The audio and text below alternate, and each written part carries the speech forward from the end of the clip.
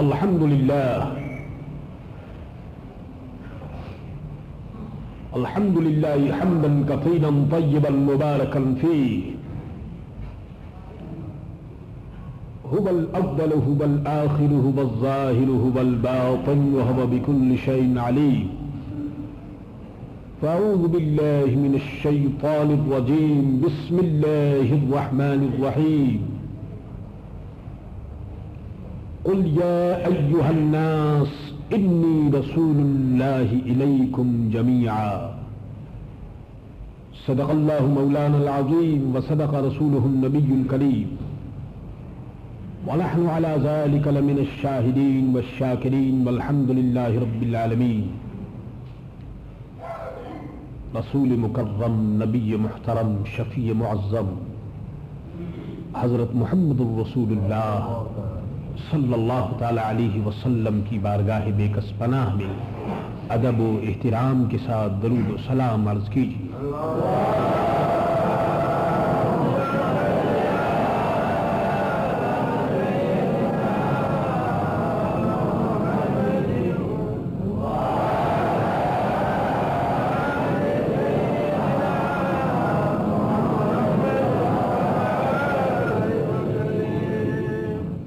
بھائیوں اور بہنوں، عزیزوں اور دوستوں، اسلام ایک عالمگیر دین، یونیورسل ریلیجن ہے. اس لیے قرآن مقدس نے سرکار دو عالم صلی اللہ تعالی علیہ وسلم کی پوزیشن کو، آپ کی رسالت کو، پروفیٹ ہڈ کو دنیا کے سامنے اس طرح پیش کیا کہ دنیا کو یہ معلوم ہو سکے کہ اسلام اور اسلام کے آخری پیغمبر حضرت محمد الرسول اللہ صلی اللہ تعالی علیہ وسلم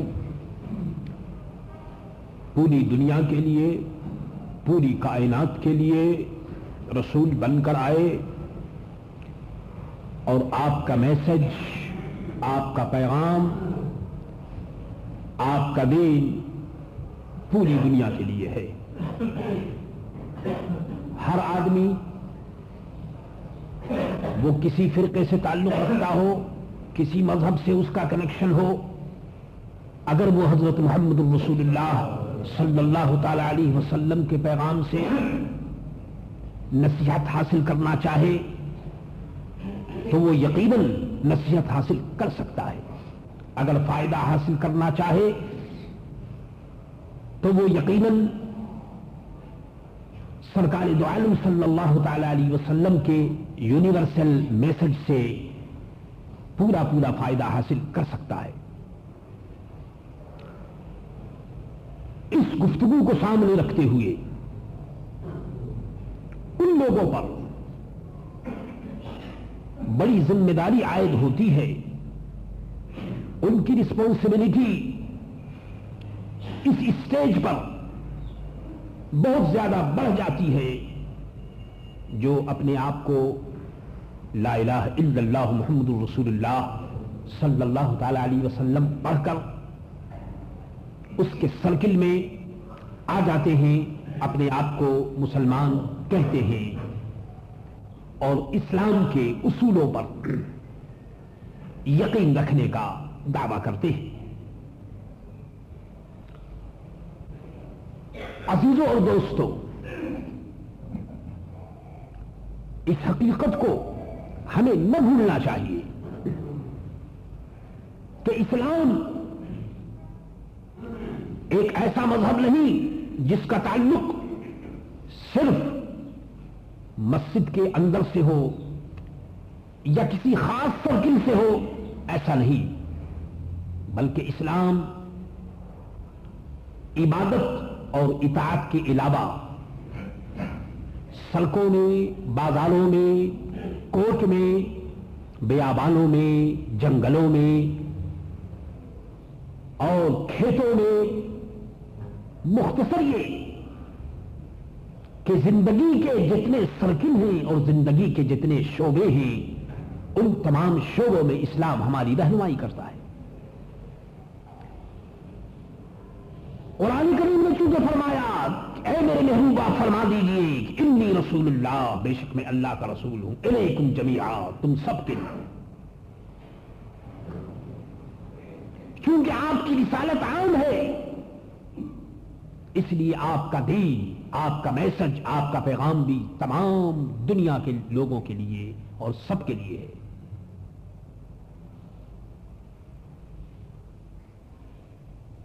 جب یہ حقیقت آپ کے سامنے آ گئی تو پھر اس چیز پر ہماری پوری توجہ ہونی چاہیے اور ہمیں سوچنا چاہیے کہ ہم مسلمان ہیں. یہ نہیں کہ ہم مسجد میں آ گئے تو مسلمان ہیں معاذ اللہ، اور مسجد سے باہر نکل گئے تو مسلمان نہیں معاذ اللہ. یہ مطلب نہیں ہے. یہ مطلب نہیں کہ اگر ہم بازار میں ہیں تو پھر ہم مسلمان نہیں معاذ اللہ، اور گھر میں آ گئے تو مسلمان ہیں معاذ اللہ. یہ مطلب نہیں. مسلمان یا کسی مذہب کا کوئی بھی آدمی ہو، اس کا مذہب ہر وقت اس کے ساتھ ہوتا ہے، چاہے وہ مسجد میں ہو، مدرسہ میں ہو، خانقاہ میں ہو، فیکٹری میں ہو، آفس میں ہو، بازار میں ہو، مارکیٹ میں ہو، کہیں بھی ہو، اس کا مذہب، اس کا اسلام اس کے ساتھ ہے. مسلمان چونکہ حضرت محمد رسول اللہ صلی اللہ تعالی علیہ وسلم کے نام سے اور اسلام سے وابستہ ہے، اس لیے اس کا مذہب اور اس کا اسلام سائے کی طرح ہر جگہ ساتھ ہے. اس لیے مسلمانوں کو چاہیے کہ وہ سرکار دو عالم صلی اللہ تعالی علیہ وسلم کے پیغام کو نہ بھولیں اور زندگی کے ہر سرکل میں سرکار دو عالم صلی اللہ تعالی علیہ وسلم کی جو مبارک نصیحتیں ہیں ان کو پیش نظر رکھیں تو پھر تو وہ اس دنیا میں امن اور چین کی زندگی بسر کر سکتے ہیں. اور نہیں تو یاد رکھیے کہ ہمارے لیے بہت سے دشمن ہیں. مثلا ہمارا نفس امارہ، یہ سب سے بڑا دشمن. شیطان، اس کی دشمنی میں کوئی شبہ نہیں. اس کے علاوہ اگر ہم نے غلط کاموں سے کام لیا، اگر ہم نے اپنے کیریکٹر کی اصلاح نہ کی تو پھر میرے دوستو یہ ایک ایسا بوال ہوگا، ایک ایسی مصیبت ہوگا جو پوری قوم کو تباہ و برباد کر دے گا. اس موقع پر سرکار دو عالم صلی اللہ تعالی علیہ وسلم کی پیاری پیاری باتیں ہمیں یاد آتی ہیں. ایک کاش مسلمان ان چیزوں پہ غور کرتا. آپ دیکھیے الاسلام، اس کے معنی پر اگر آپ نظر کریں گے تو آپ کو معلوم ہوگا کہ الاسلام مسلمان ہونا اور خدا کی اطاعت کی طرف اپنی گردن کو جھکا دینا. اللہ تعالیٰ نے جو کچھ فرمایا اس کو قبول کر لینا، یہ ہے میرے دوستو اسلام کی تعلیم. مسلم یعنی اللہ کی اطاعت کو قبول کرنے والا، اللہ کے فرمان کو، اللہ کے حکم کو قبول کرنے والا. اور اسے نہ بھولیے کہ اسلام سلامتی ہے. اس میں اسلام سلامتی سے نکلا ہے. مقصد یہ ہے کہ جہاں اسلام ہوگا وہاں سلامتی ہوگی، جہاں مسلمان ہوگا وہاں سلامتی ہونی چاہیے، امن ہونا چاہیے. مسلمان امن سے امن کی بات کرتا ہے، امن کی تلقین کرتا ہے، تعلیم دیتا ہے. ہنگامہ، فتنہ، فساد، یہ اسلام اور مسلمانوں کے مزاج کے خلاف ہے. اسلام کبھی اس بات کی اجازت نہیں دیتا کہ ہنگامہ آرائی کی جائے.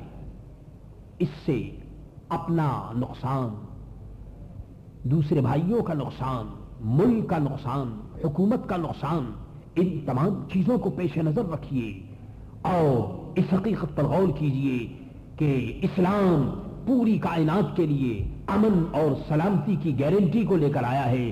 اس لیے امن اور سلامتی کی گارنٹی جو اسلام دیتا ہے اس کو ہمیں ہاتھ سے نہیں جانے دینا چاہیے. حضور صلی اللہ تعالی علیہ وسلم کی حدیث ہے، ارشاد فرمایا اللہ اللہ اسلام ہمیں اس بات کی تلقین کرتا ہے کہ ہمیں بندگان خدا کے ساتھ کیسا سلوک کرنا چاہیے. حدیث میں ارشاد فرمایا گیا کہ اللہ تبارک و تعالی اس بات سے وہ پاک ہے کہ معاذ اللہ اس کی کوئی اولاد ہو. اللہ تعالیٰ ان چیزوں سے پاک ہے، لیکن خدا کی جو مخلوق ہے وہ اللہ تبارک و تعالیٰ کی نگاہ قدرت اور نگاہ رحمت میں خدا کی مخلوق اولاد سے بھی زیادہ پیاری ہے. جس طرح سے ایک باپ کو اپنی اولاد سے محبت ہوتی ہے، اللہ تعالیٰ اپنی مخلوق سے اس سے زیادہ محبت فرماتا ہے. ارشاد فرمایا کہ خدا کی مخلوق میں سب سے زیادہ پیارا وہ ہے جو اللہ کی مخلوق کے ساتھ اچھا سلوک کرتا ہو. خدا کی مخلوق کے ساتھ اچھا برتاؤ کرتا ہو، اس کے ساتھ نیکی کرتا ہو، احسان کرتا ہو. اللہ اللہ، یہ ہے میرے دوستو اسلام کی تعلیم جو حضرت محمد رسول اللہ صلی اللہ تعالی علیہ وسلم نے ہمیں دی. آئیے دوسری حدیث بھی سنتے چلیے. ارشاد فرمایا کہ تدبیر یعنی دانائی، ہوش مندی، عقل مندی اس میں ہے کہ جو کام آدمی کرے سوچ سمجھ کر کرے.